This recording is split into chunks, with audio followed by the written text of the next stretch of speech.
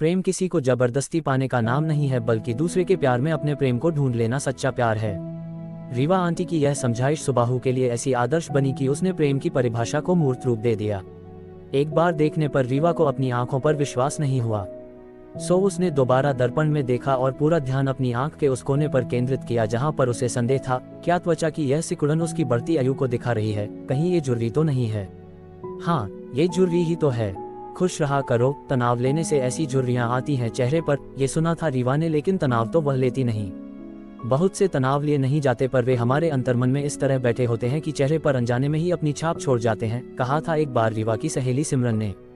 कोई बात नहीं, अब हम और भी अनुभवी कहलाएंगे इस हल्की सी झुर्री के साथ, 48 वर्षीय रीवा ने मुस्कुराते हुए अपने आप से कहा। रीवा की आयु भले ही बढ़ गई हो, पर उसके अंदर सकारात्मक ऊर्जा का भंडार था। गिलास आधा खाली या भरा में से उसने सदैव ही भरे गिलास को चुना था। जीवन की हार को भी अच्छे शब्दों में परिभाषित करके उसे एक अच्छा आयाम दे देना रीवा के व्यक्तित्व का मुख्य हिस्सा था। अभी रीवा आईने के सामने से हट नहीं पाई थी कि उसका मोबाइल बज उठा। मोबाइल पर एक निश्चित रिंगटोन के बजने से ही रीवा को पता चल गया था कि यह फोन सुबाहु का था। रीवा जब तक मोबाइल उठाती तब तक मोबाइल कट गया, पर रीवा के डायल करने से पहले ही दोबारा कॉल आ गई। उधर से सुबाहु का व्यग्र स्वर था, क्या आंटी, आपने आने में इतनी देर कर दी? हम सब कब से आपका वेट कर रहे हैं, और कितनी देर लगाओगी आप? सुबाहु और भी लंबी शिकायत करता, पर रीवा ने बीच में ही टोक कर कहा कि अभी उसे 15 मिनट और लगेंगे। सुबाहु का हताश भरा स्वर ओह नो रीवा के कानों में सुनाई दिया, जिसे सुनकर बिना मुस्कुराए नहीं रह सकी वह। मोबाइल रखकर वह झटपट तैयार होने लगी। रीवा को लखनऊ शहर के बाहरी इलाके में बने रिजॉर्ट गोमती राइड में पहुंचना था, जहां पर सुबाहु का 25वां जन्मदिन सेलिब्रेट होना था।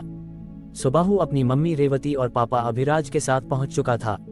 रीवा के वहां पहुंचते ही सुबाहु का चेहरा खिल गया और उसने लपक कर रीवा का स्वागत किया। रेवती और अभिराज से मिलवाने के बाद सुबाहु ने अपने दोस्तों से भी रीवा को मिलवाया, और केक काटने के बाद जब गिफ्ट देने की बारी आई तो रीवा सुबाहु को गोमती राइड के लॉन में ले गई, जहां पर एक शानदार कवर से ढकी थी एक चमचमाती स्पोर्ट्स बाइक। सुबाहु बाइक देखकर खुशी से चीख पड़ा। अभी वह ठीक से खुश भी नहीं हो पाया था कि अभिराज ने रीवा से इतना महंगा गिफ्ट देने के लिए नाराजगी जताई। कुछ भी महंगी नहीं, सुबाहु के शौक के आगे इस बाइक की कीमत कोई माने नहीं रखती, रीवा ने कहा तो अभिराज प्यार भरी कसमसाहट में पड़े दिखाई दिए, पर कुछ कह नहीं सके। पत्नी रेवती और रीवा एक साथ खड़े मुस्कुरा रहे थे। सुबाहु बाइक स्टार्ट कर चुका था। सारे दोस्त सुबाहु से मन ही मन रश्क कर रहे थे। सुबाहु ने जब से होश संभाला है तब से रीवा आंटी को मेहता परिवार की फैमिली फ्रेंड के रूप में ही जाना, जो उस परिवार के हर सुख और दुख में शामिल होती थी। सीबीडी बैंक में मैनेजर के पद पर काम करने वाली रीवा मेहता परिवार की नई गाड़ी की प्लानिंग में शामिल होती तो पिकनिक में भी साथ होती। खूबसूरत और अपने जीवन में एक सफल महिला होने के बावजूद रीवा ने शादी क्यों नहीं की, ये बात बहुत से लोगों को समझ नहीं आती थी।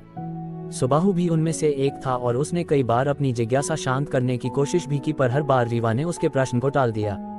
सुबाहु भी अपने जीवन के हर छोटे बड़े काम में रीवा की सहायता लेता था, फिर चाहे वह कॉलेज के एनुअल डे की स्पीच हो या फिर किसी प्रोजेक्ट का प्लान। रीवा भी व्यस्त होने के बावजूद बड़े मनोयोग से सहायता करती थी सुबाहु की। उस दिन सुबाहु देर शाम रात 8 बजे रीवा के फ्लैट पर पहुंचा। वह काफी परेशान लग रहा था। जब उसकी परेशानी रीवा ने जाननी चाही तो उसने बताया कि उसे उसके क्लास में साथ पढ़ने वाली एक बहुत सुंदर लड़की से प्यार हो गया है। बधाई हो भाई, तुम्हें प्यार हुआ। इसमें हैरान और परेशान होने वाली बात क्या है? रीवा ने चुटकी लेते हुए कहा तो सुबाहु ने अपनी प्रॉब्लम बताते हुए कहा, वह लड़की बहुत सुंदर है और उसे इस बात का गुमान भी है। कॉलेज का हर लड़का उस पर दौरे डाल रहा है। वह मेरी अच्छी फ्रेंड है। मैं उससे अपनी प्रॉब्लम्स शेयर करता हूं, पर उसकी बातों से लगता है कि वह मेरी 25 और अपनी 23 वर्ष की आयु को विवाह के लिए ठीक नहीं मानती और पहले अपना करियर बनाना चाहती है। रीवा ने बड़े ध्यान से सुबाहु की सारी बातें सुनी।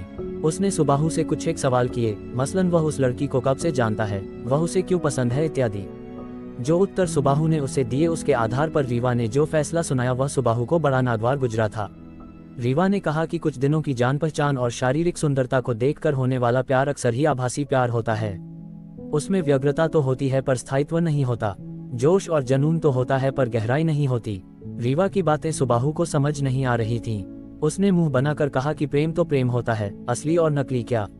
अक्सर ही नकली चीजें असली चीजों से भी ज्यादा असली लगती हैं। रीवा ने मुस्कुराते हुए कहा तो सुबाहु खींचा उठा। बोला, आपने अब तक शादी नहीं की पर प्यार तो किया होगा ना? तो क्या वह नकली प्यार था या कोई ऐसा था जो आपको धोखा देकर चला गया? तो क्या आप पहचान पाई असली और नकली प्यार को?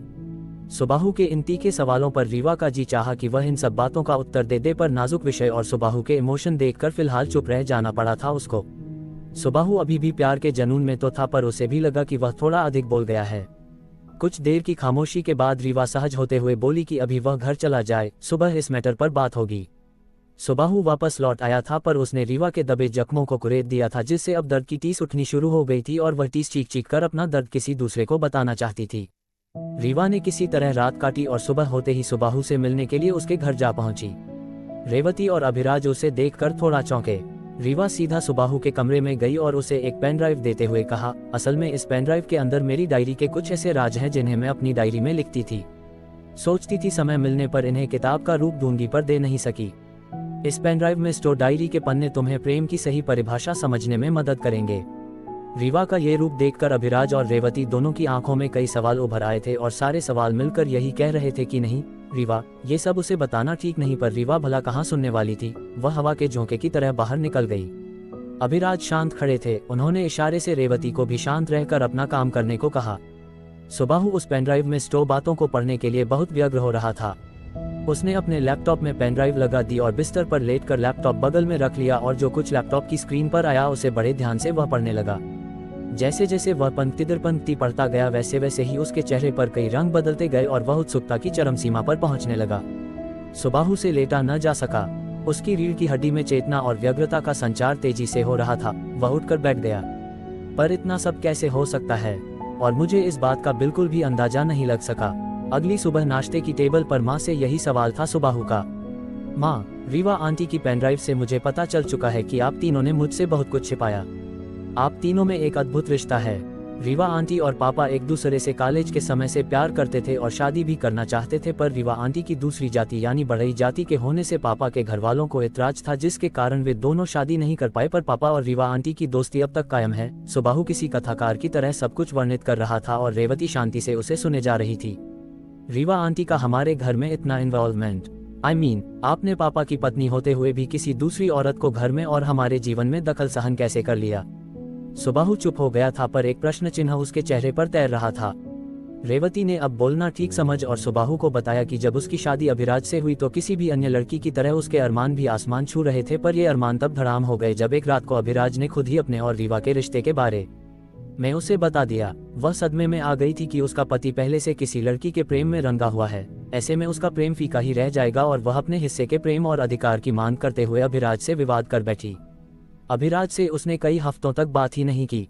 विवाह के तुरंत बाद पत्नी से मनमुटाव हो जाए तो उसका असर पूरे घर पर होता ही है। अभिराज भी तनाव में रहने लगे थे। उन्होंने उसे मनाना चाहा, पर वह न मानी। रेवती पुरानी यादें बता रही थी, पर इस समय उसके चेहरे पर बीती बातों का कसैलापन नहीं दिख रहा था, बल्कि एक असीम शांति छाई हुई थी। रेवती ने आगे बोलना शुरू किया, मैं अभिराज के साथ रिश्ता तोड़ देती अगर उस दिन रीवा ने घर आकर मुझे न समझाया होता कि प्रेम के सही माने क्या होते हैं। रीवा के शब्दों में, जब दो लोग आपस में प्रेम करते हैं तो उनका प्रेम एक दूसरे के हृदय को स्पर्श तो करता है, पर इसका मतलब यह नहीं होता कि उन्होंने एक दूसरे के शरीरों को भी स्पर्श किया है। रीवा की इस बात से मैं थोड़ा नर्म हुई थी। इसके बाद रीवा अक्सर मुझे से मिलने के लिए घर आने लगी। वह अक्सर ही हरिवंश राय बच्चन जी की कविता की पंक्तियां दोहराती कि जो बीत गई सो बात गई, और बड़े जोशीले अंदाज में कहती, लेट्स मूव ऑन यार। उसकी बातों में कभी भी बनावटीपन भी लगता था। पर एक बार जब मुझे मेरे ममेरे भाई की शादी में मायके जाना था, पर उस समय अभिराज अपना नाम और करियर बनाने में व्यस्त थे और चाहते थे कि मैं उनके साथ रहूं और काम की व्यस्तता में उनका ध्यान रखूं, तो रीवा ने मुझे सपोर्ट करते हुए अभिराज से कहा कि शादी के शुरुआती कुछ दिनों में लड़की को अपने मायके आने जाने से नहीं रोकना चाहिए, क्योंकि इन दिनों में लड़कियों के मन में मायके का प्रेम हिलोरे मारता रहता है।